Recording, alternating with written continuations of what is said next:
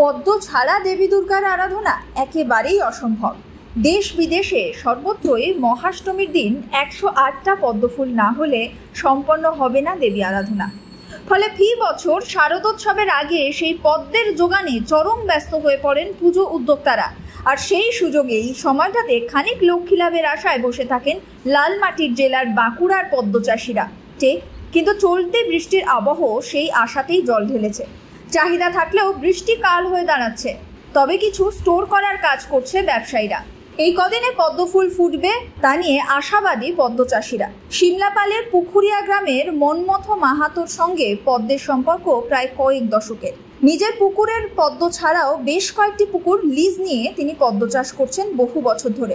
প্রতি বছরই লাভ ক্ষতি নিয়ে কোনো রকমে উতরে যেত সংসার।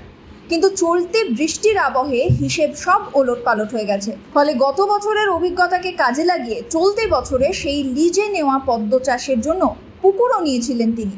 পদ্ম চাষে মনমথ মাহাতো বলেন, অন্যান্য বারের মতো এবার তেমন পদ্মের চাহিদা নেই।